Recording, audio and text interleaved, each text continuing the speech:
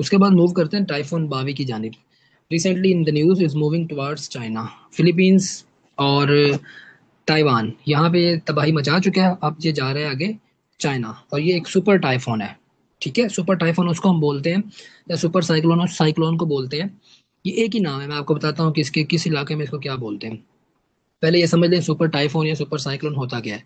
जिसकी स्पीड जो है ना वो 200 किलोमीटर पर आवर से ज्यादा हो जाए उसे हम क्या कहते हैं, सुपर साइक्लोन या सुपर टाइफून। ठीक है। अब उसके बाद देखते हैं कि जी ये मुख्तलिफ इलाकों में इसके मुख्तलिफ नाम है। फॉर एग्जाम्पल अगर ये आ जाए अमेरिका में तो इसको क्या बोलेंगे, हरिकेन्स। इसी तरह अगर ऑस्ट्रेलिया में ही आ जाए तो इसे विली विलीज बोलेंगे, विली विलीज।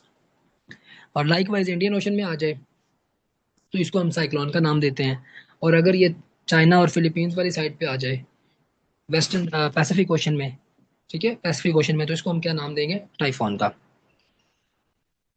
क्योंकि अभी ये फिलीपींस और ताइवान, जापान और चाइना यहाँ पे आपको देखने को मिल रहा है, तो लिहाजा इसको हम क्या नाम दे रहे हैं, टाइफोन। अगर यही टाइफोन इंडिया के अंदर आ जाता तो इसको हम क्या नाम देते, साइक्लोन। और ऑस्ट्रेलिया में आता तो हरिकेन का नाम दे देते। अब ये इसको जो नाम दिया है टाइफोन बावी, ये किस कंट्री ने दिया है, वियतनाम ने।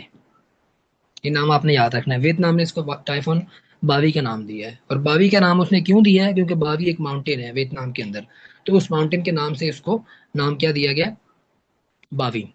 अब यहाँ पे जो साइक्लोन होता है, साइक्लोन का एक एक उसका एक पूरा एक स्ट्रक्चर आप लोगों के माइंड में होगा, वो वेव एक बन रहा होता है। ठीक है। तो उसका जो सेंटर पॉइंट होता है उसे हम क्या कहते हैं, आई ऑफ द साइक्लोन, आई। ठीक है, आंख उसकी। अब उसके जो इर्द गिर्द का इलाका होता है उसको हम क्या नाम देते हैं, साइक्लोन वॉल। साइक्लोन वॉल उसके इर्द गिर्द का इलाका हो गया, सराउंडिंग में जो उसका जो आप कह लें स्प्रेड हो रहा होता है। और सेंटर में उसकी आई होती है। और इसी तरह इसकी जो मूवमेंट हो रही होती है, उसके जो घूमने का अमल होता है, ठीक है, उसकी जो डायरेक्शन है उसके बारे में भी सवाल पूछते हैं। अगर तो ये साइक्लोन आ रहा है किसी नॉर्दर्न हेमिस्फेयर में, ठीक है, अमेरिका वगैरह में आ रहा है, कनाडा में आ रहा है, ये यूरोपियन कंट्री में किसी में आ रहा है, ब्रिटेन में आ रहा है, तो ये नॉर्दर्न हेमिस्फेयर है। ठीक है, नॉर्थ पोल में आ रहा है। तो अगर तो नॉर्दर्न हेमिस्फेयर में है तो इस साइक्लोन की जो मूवमेंट की डायरेक्शन होगी वो कौन सी होगी, एंटी क्लॉकवाइज। ठीक है, काउंटर क्लॉकवाइज कह लें या एंटी क्लॉकवाइज कह लें। लेकिन अगर ये हेमिस्फेयर सदर्न हेमिस्फेयर में आ रहा है, फॉर एग्जाम्पल इंडिया के अंदर आ रहा है, या मोजाम्बिक के अंदर आ रहा है, ऑस्ट्रेलिया के अंदर आ रहा है, तो इसको हम क्या ना, इसकी जो मूवमेंट होगी, डायरेक्शन मूवमेंट की होगी, वो क्या होगी, क्लॉकवाइज होगी, इसके घूमने का जो डायरेक्शन होगी।